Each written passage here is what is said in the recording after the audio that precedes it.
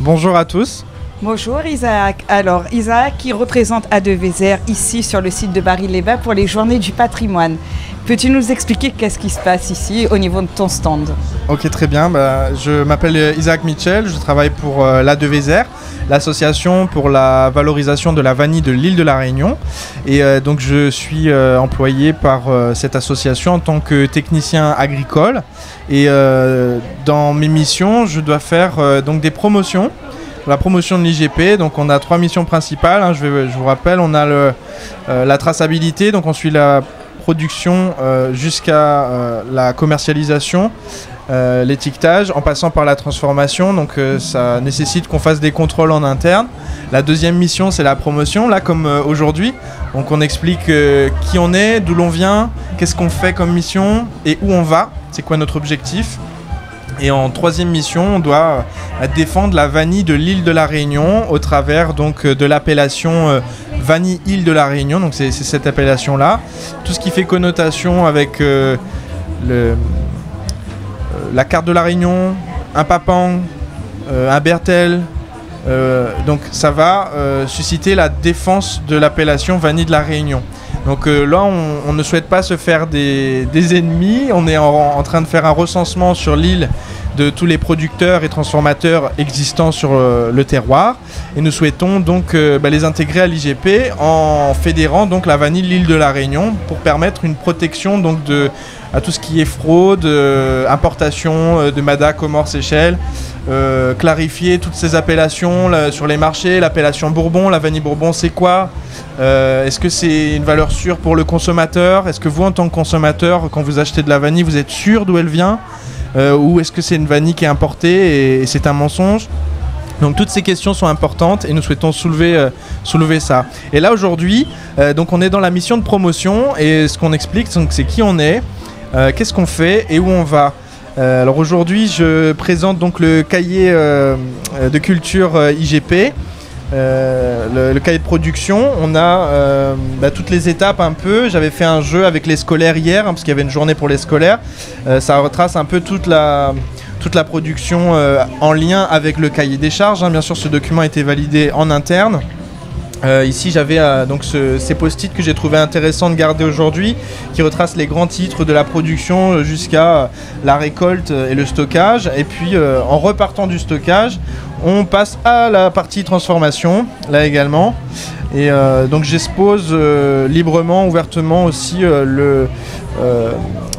un suivi de la traçabilité de la transformation que j'explique aux personnes qui sont intéressées. Et là enfin un exemple de ce qui est que le cahier de culture, c'est quoi un cahier de culture en interne et comment on l'utilise avec nos agriculteurs. Alors bien sûr la question qui revient le plus souvent avec les personnes qui viennent au stand c'est c'est quelle vanille qu'on peut acheter, est-ce qu'on peut faire confiance à la vanille IGP? Moi je dis oui, on peut faire confiance à la vanille IGP, c'est notre travail de suivre la traçabilité. Est-ce qu'on peut faire confiance à la vanille Bourbon? Eh bien là je dirais un peu moins oui, je dirais même non. La vanille Bourbon c'est quoi? Ça peut être 4 vanilles différentes, ça peut être la vanille des Seychelles, la vanille des Comores, la vanille de Madagascar et aussi la Réunion. Et donc il y a un amalgame qui se fait quant à l'appellation Bourbon, c'est que la vanille de l'île de la Réunion, elle s'est appelée, la Réunion s'est appelée Bourbon à un moment donné.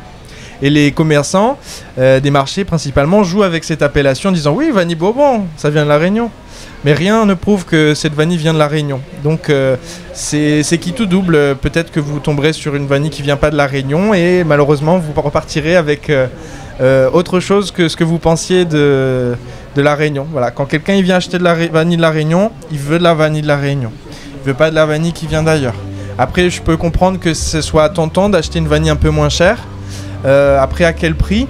Parce que par exemple la vanille de Madagascar, leur processus de production et de transformation font que la vanille elle a un goût beaucoup moins fort. Et donc finalement il faut en acheter plus pour avoir la même qualité qu'une gousse de vanille à 8-10 €. Ce prix s'explique pourquoi aussi. Par l'assiduité, le savoir-faire des producteurs, le temps de production. Déjà, avant la production, il faut à peu près 3 ans pour un plant de vanille avant de donner. 1 an de suivi pour de la production jusqu'à la récolte, donc ça fait déjà 4 ans. Et puis 1 an de transformation, donc 7 mois et quelques mois de maturation en plus. Donc on est à presque 5 ans avant d'obtenir une vanille qui peut se vendre. Et des fois d'autres vanilles partent dans un processus de maturation un peu plus long. Donc on peut être entre 5, 6, 7 ans avant d'avoir une bonne vanille.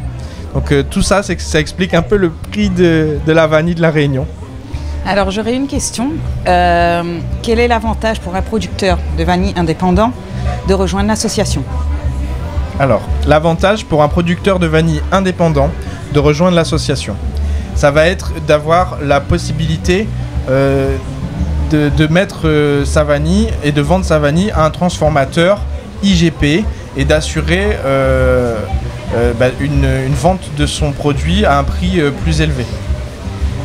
Notamment, je peux prendre l'exemple de la coopérative Provani qui rachète un peu la vanille verte des producteurs. Et bien sûr, il faut être adhérent pour cela. Et donc, ils arrivent à racheter la vanille à 100 € le kilo, ce qui est une énorme aide pour les agriculteurs finalement. Et ils bénéficient donc d'une aide aussi POSEI qui est inscrite donc dans les aides pour aider les agriculteurs. Et en tant qu'indépendants, nous travaillons aussi avec les indépendants pour essayer de les amener à faire aussi de la transformation, parce que c'est intéressant d'avoir des transformateurs indépendants. Ça permet de montrer que pas tout le monde est obligé d'aller en coopérative. C'est très ouvert. Nous, ce qu'on demande aux agriculteurs et aux transformateurs, c'est de respecter le cahier des charges. Voilà, on a un cahier des charges qui est défini par l'INAO, qui a été défini par des agriculteurs qui ont travaillé avec l'INAO pour faire ce cahier des charges. Il a été validé, on a une reconnaissance européenne de notre produit. Donc c'est énorme, ça veut dire que la vanille de l'île de la Réunion avec le label IGP peut être vendue à l'international et est reconnue dans les pays de l'Europe. Et est-ce qu'entre Saint-Philippe et Saint-Joseph, vous avez quand même quelques adhérents au niveau de Vézère ? Entre Saint-Philippe et Saint-Joseph, on a énormément d'adhérents. Oui, la commune de Saint-Philippe, c'est pour ça aussi qu'on travaille aussi avec la commune et qu'on se connaît bien. C'est que tout ce petit monde, de toute façon, Zoticone, la Réunion, elle est petite, on recroise beaucoup de monde facilement. Et donc de fil en aiguille, à force de connaître les agriculteurs locaux, on arrive à se connaître un peu tous. Et j'ai envie de dire, l'IGP, c'est de Saint-Joseph jusqu'à Sainte-Marie. Donc toute la côte sud exposée au vent des alizés. D'accord. Vous avez travaillé aussi cette semaine en collaboration avec Terra Incognita. Oui. Comment ça s'est passé ? Super, Terra Incognita, donc avec Madame Cathy Cancade qui nous a accueillis sur sa résidence d'artiste. Et eux aussi ils travaillent donc ils sont dans le thème, sur le thème du patrimoine, sur le thème de l'identité.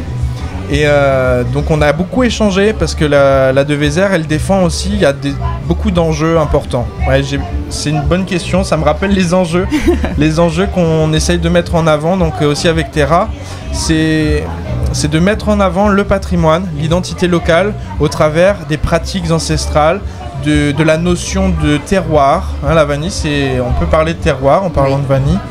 Et ce qu'il faut mettre en avant, je pense ici, c'est les pratiques des agriculteurs.